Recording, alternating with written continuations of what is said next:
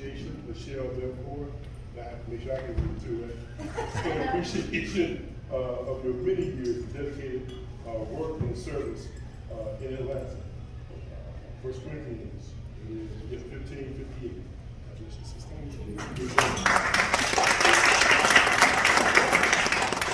Not beautiful? Yeah. There you go. Let's get a picture.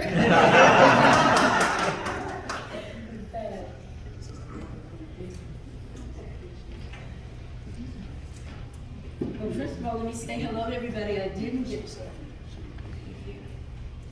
get to say hello to you before. And thank you so much for coming. I said to Brian, thanks so much for throwing a party for me and my friends. I really appreciate it. It is like being at the dinner. Although Milton did say many years, kind of, it was like that. It's true. It's true. So I want to thank everybody again. I know Saturdays are a busy day, and many of you have had to put this in between other events and everything. It means a lot to, I'm sure, Jim and myself for you to be here. It's wonderful to see you face to face. So thanks to Cynthia and Milton, to Dave and Maxwell, who he's also one of our supervisors here. Tom's not here, but Tom Norris, and to Bryant, for you guys braving taking an airplane flight. To get here, I was praying you wouldn't be lost in the airport somewhere. So, and thank you especially to Alexis for all your hard work to make this happen. Thank you.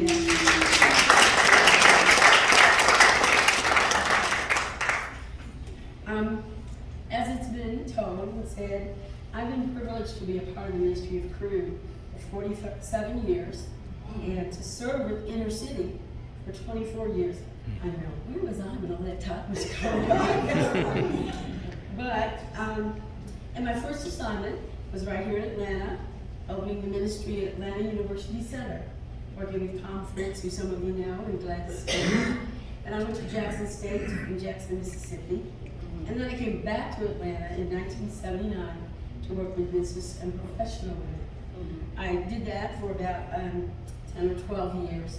And then I was assigned to, what as Jim mentioned, some of you know is Here's Life Inner City, but is now CRU Inner City. To be honest, I was not initially happy about this. My idea of change is it's fine as long as everything stays the same. I enjoy very much working with business and professional women. But of course, God assured me that He was only doing His best for me. And as I got to know the high caliber of staff with CRU Inner City, their love for God, their love for people, and especially for serving the poor, I could see that God had led me to His good and acceptable and perfect will. So, having been on staff for this long, I'm sort of now in the season of used to. I used to do this, I used to do that. So, as I used to tell staff that I was training, God is most interested in conforming us to the image of Christ. That's what He's about. So, and working with CRU is a vehicle that He's using to do that. So, if I focus on knowing God, or if they focus on knowing God and loving Him, obeying Him, then working with CRU Inner City, and He's going to accomplish His will in our lives. He's going to accomplish His will in His life. He doesn't need me to do the ministry. He can do that without me.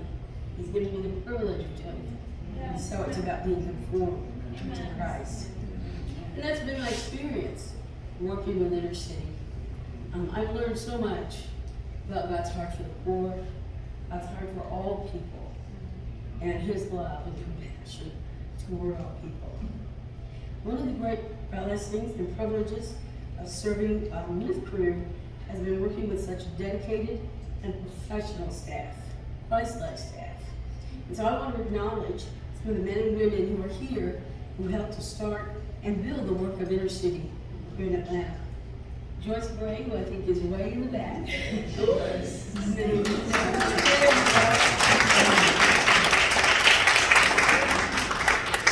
Joyce Gray was the founding director of CRU Inner City here in Atlanta.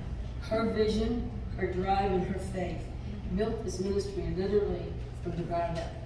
Joyce is a part of my ministry working with business and professional women.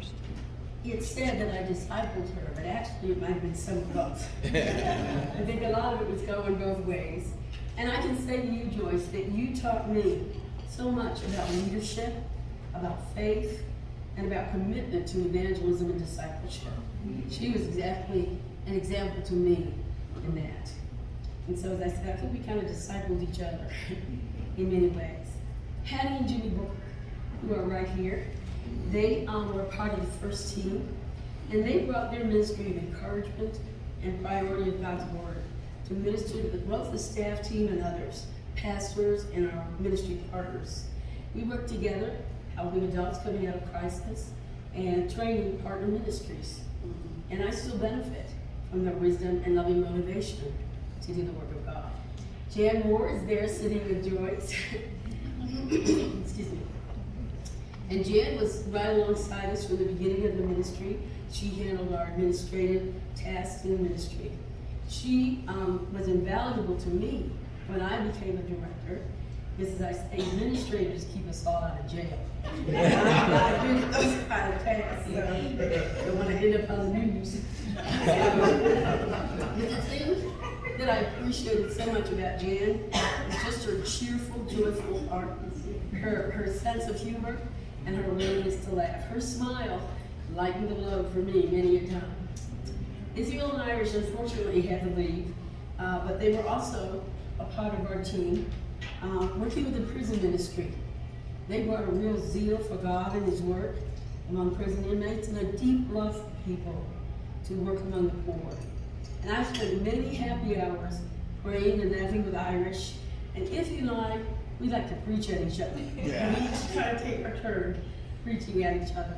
But they helped build the ministry, helped us in terms of working with inmates. And of course, everybody remembers Renee, as Jim mentioned her already. She was deeply, deeply loved and appreciated. She's now living and working in Colorado. And at one point, some of you may remember, it was just Renee and I, doing the work of about 8 people that had moved on. So honestly, the larger part of that load was carried by Renee. She coordinated Say Yes, Compassionate Products, ministry training, and did administrative work. Yeah, she wasn't too busy, was she? So we worked so closely together that people used to call us Michelle and Renee. Yeah. That was just our name, Michelle and Renee. But she was a valued co-worker, as you can tell. And she's a cherished friend. And during that challenging time, Renee and I prayed fervently for God to send help, and He sent us Jim and Marlene. Jim was right that we wanted diversity, and we were open to an extraterrestrial.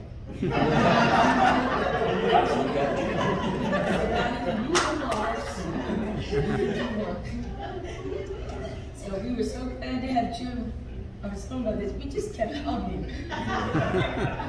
We were so glad to have him. But Jim, he came over, and as they used to say, he just got under the rock. He just got under the rock with us. He took on working with Renee with Compassionate Products. He took over the administration, and of course we know my budgets were like works of fiction. But I was there. But Jim came and took it and just made it a wonderful thing. He worked with Renee, as I said, on the packing parties, and he even volunteered to help do fundraising. Who does that, right? So he took over so much of the fundraising, and those of you who have come and enjoyed the fellowship dinners, you have Jim to thank for that. So, the thing that I have also enjoyed with Jim was to be able to discuss and learn and grow in different areas. And Jim has been a patient tutor for me in a lot of different areas. But, you know, the ability to learn and to grow together is a wonderful thing. Of course, Jim coming freed me up to be able to go and do some field ministry. So Marlene and I got to go to Gilgal and work with women recovering from addiction, teaching Bible studies, and I think we were a great team together. So our friendship, Jim and Marlene, has been a special blessing to me, and especially for me to learn and to grow and to realize there's another point of view. And surprisingly, I don't know it all. That's a good lesson. That's a good lesson. So, and I say to you, Brian, as we look forward to new leadership and you taking over, I'm giving you the best that I can. I think you'll be a tremendous asset. Well, as Milton has said, the whole point of all of this is for us to come alongside churches and ministries who are serving the poor here in Atlanta with God's love and transforming power to men, women, and children struggling to live on the margins of Atlanta. It's been my honor and my joy to seek the work of fulfilling the Great Commission and obeying the Great Commandment with our partner churches and with our volunteers and financial partners. I want to say that, we're in a battle, and it's easy to forget that. We live in America, and sometimes we don't see how people are suffering in these believers. And in a battle, you need comrades. You need soldiers on either side of you. And you all have been good comrades in this battle.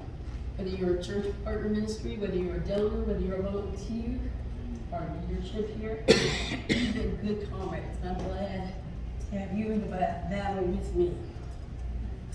I'm excited and confident that moving forward under the leadership of Bryant and the expansion team, God is going to do exceedingly abundantly above all we could ever ask or think. For His love, hope, and justice to poor families in Atlanta. As I move on to new exciting responsibilities, this ministry remains in my heart and in my prayers. And as Milton kind of mentioned, God has invested so much in all of us, but I can certainly say 47 years of staff, that's a lot of training. That's a lot of training, homes and whatever. And I want him to get a return on that investment.